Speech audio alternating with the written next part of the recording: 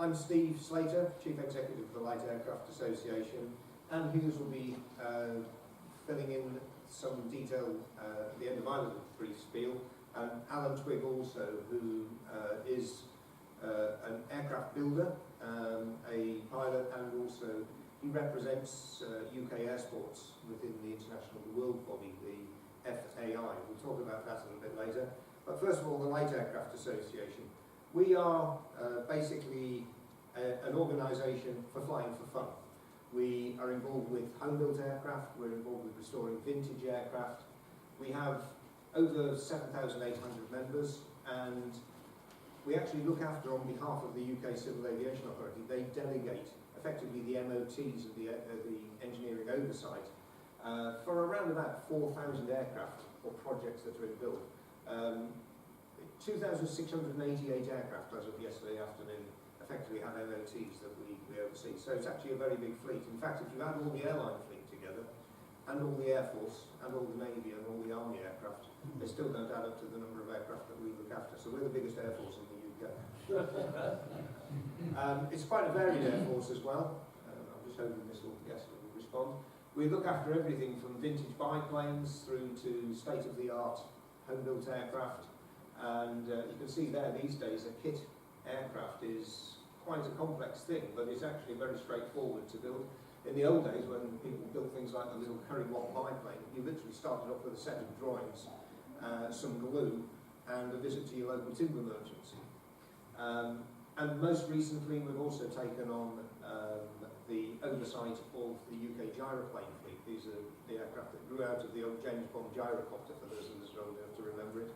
Remarkably sophisticated aircraft. If any of you go down to Hackney Green, to Wolverhampton Airport, you'll see that actually the UK's biggest importer of those aircraft is based there, and you'll see some pretty interesting state-of-the-art gyroplane machinery around here. So it's an interesting and varied organisation, but actually the people are the most important. And we look after our members in 3 or 4 different ways. We actually do pilot training or pilot coaching for experienced pilots. We also do courses for our members who want to learn more about how to build an aircraft, or increasingly how you maintain, how you look after an aircraft when you become an aircraft owner or a part owner. And some people think, oh, you've got to be rich to own an aircraft. Well, I can tell you now, there's an aircraft up for sale with a valid permit to fly. It's a little single-seat home-built aircraft. It's on eBay at the moment for £4,200 if you want to make a bid. You don't have to spend a lot of money. Now, a typical light aircraft, if you will be owned by a group of shareholders, there'll be half a dozen people, maybe a dozen, who will each buy a share in the aircraft and share the running costs. If you do that, it costs about the same to own and fly that aircraft as probably owning a decent-sized motorbike. So it's not that crazily expensive. But equally important is what we do to talk to people who want to enter aviation. There's an enthusiast like you guys, ladies over there. And you don't have to be in the RAF to fly an aeroplane. You can get involved. In fact, those of you, if any of you haven't picked up one of those carrier bags, do so. Because there's a guide inside there, which is the Where to Fly guide, or Where to Start guide, which has actually got all the list of the scholarships you can sign up for to actually get free flying tuition. And that's through civilian organisations, through like ourselves, the Aircraft Owners and Pilots Association and others. So grab one of those carrier bags and you might be able to work a way of getting airborne in another way. We also do an awful lot of outreach and education. It's important investment for all our flying futures, but what it's equally important for is us wrinkly old guys who, frankly, any pilot loves a captive audience. We are the guys who are facilitating these activities voluntarily. We do things like getting younger people into aviation through bursaries. We have our LAA ambassadors, Arthur Williams, some of you may recognise from Channel 4 TV, flying his aircraft around Britain. Arthur confined to a wheelchair due to a motorcycle accident, a car accident rather. So we have some great LAA ambassadors. But the important thing is we're teaching teamwork, we're teaching, you recognise yourself there, haven't you? That one. And I've got to say that Rav there, one of the students of the Wolverhampton Academy, was very much involved with the school's builder plane project. He's been very modest today because I was just told he's been made head boy of the school. So congratulations, Rav. So, but But the interesting thing is, if you look at the engagement that's going on, the sharing of knowledge, and the builder plane projects, that's the latest builder plane aircraft to take to the skies up in Scotland, Aerospace Kinross. One of the students who's helped build that aircraft in the right-hand seat for one of the first passenger flights with the aircraft. So we've got some great projects that have been going on. They started actually thanks to the initiative of Stuart Luck, who initiated the first school builder plane project. 6 aircraft were then built in a sponsored project with Boeing. They've moved on now to other things. But I'm glad to see that builder plane projects, and we're just talking about another one in Scotland, hoping to start later this year.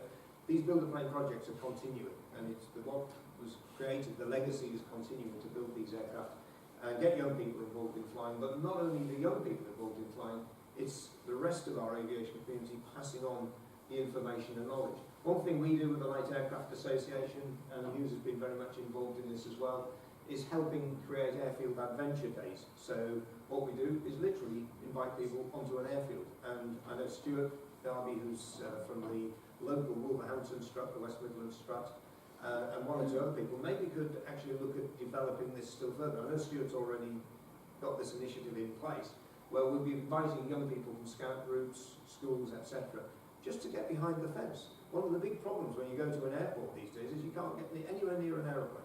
If you're lucky, you might be able to look at it from a fence in a car park.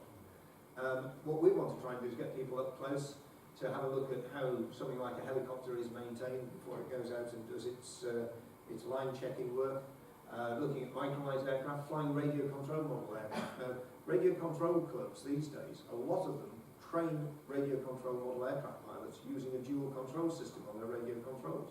And that gives you a great way to actually get the community involved in flying model aircraft. And actually just to go up into a control tower. How cool is that? And it's, again, just saying, not just about flying aeroplanes, it's all the life of an airfield is a little town in its own right. It's got all sorts of activities going on, engineering, it's got flying training, it's got ground school courses, got the control tower. So it's a really interesting place to go and have a day. The other thing is, though, it's the engagement of us, the volunteers. And Patricia there teaching people how to put rivets into a wing for her aircraft, which is now, I think, flying, isn't it, Patricia? Just about to fly, okay. We've got the team here from North East Wolverhampton Academy with their aircraft, which is now flying, and the Georgia Williams Flying Trust aircraft. There is aeroplane, top right there. But look at the engagement of the adults with the younger people. And it's giving something back, but it also actually, we've got 7,800 members all over the country. How do we make them feel part of a club or an association or a community?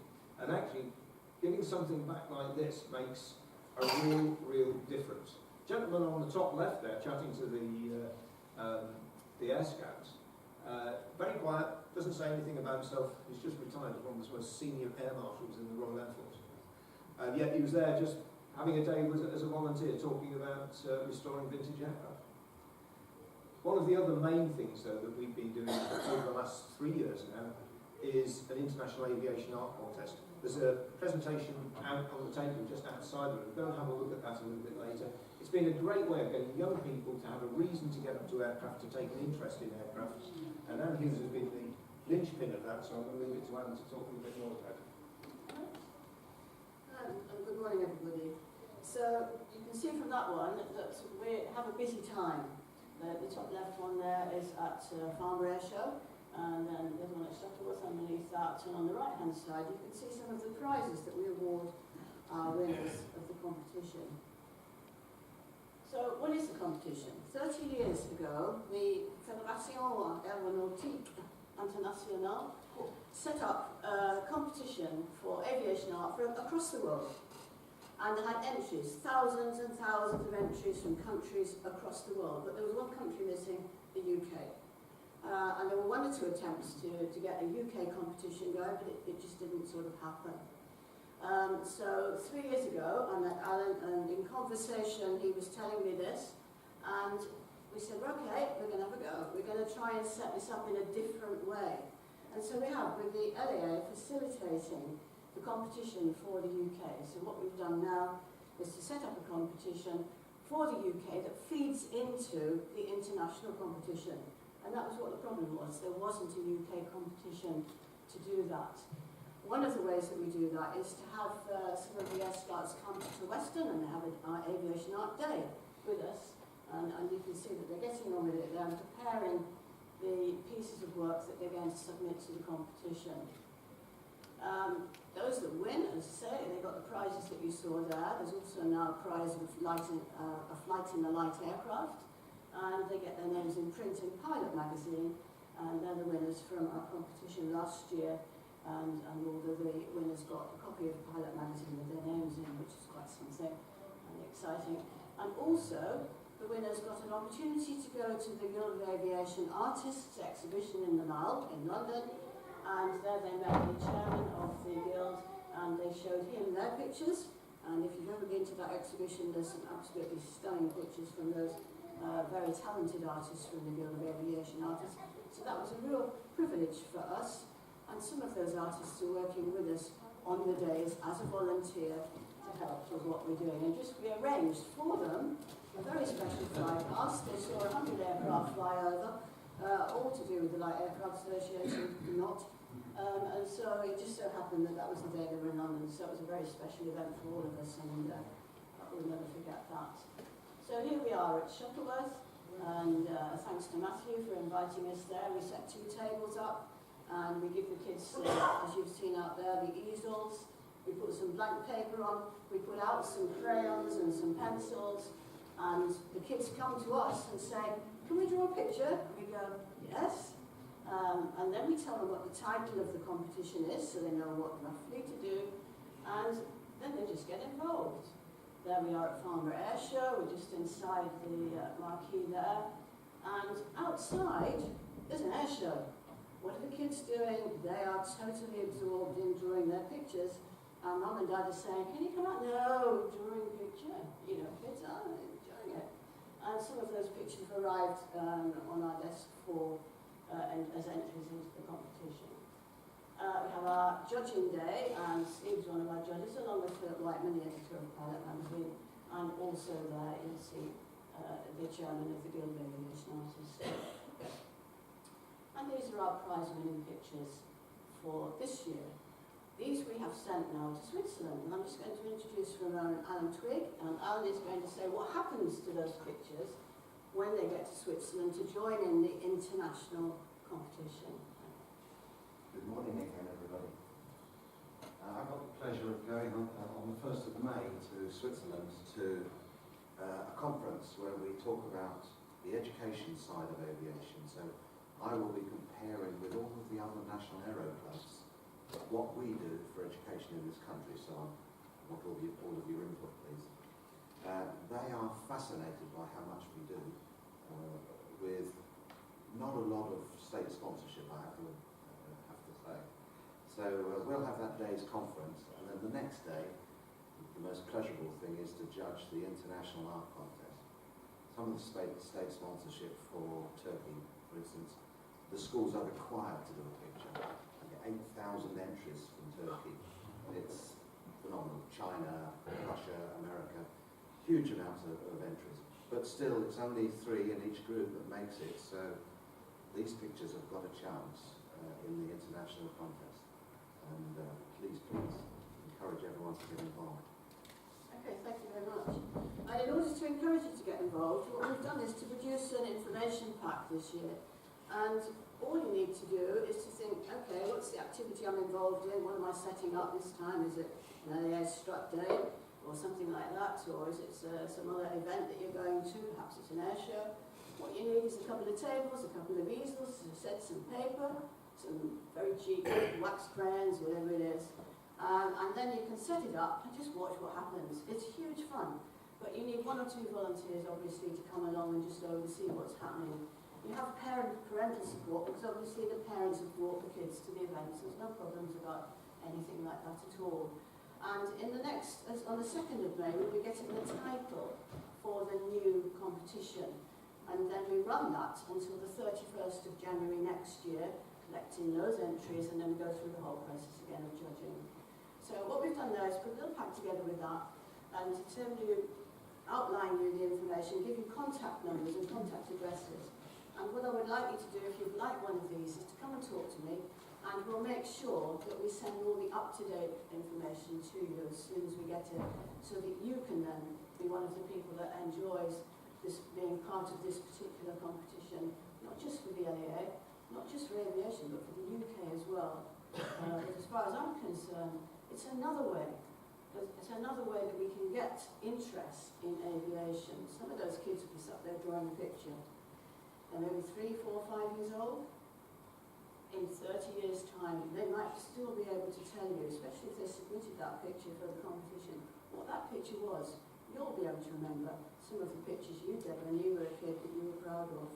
And that goes into there, and out it comes later on, I drew that aeroplane when I was, So you never know where that competition is going to lead into for some young people in aviation.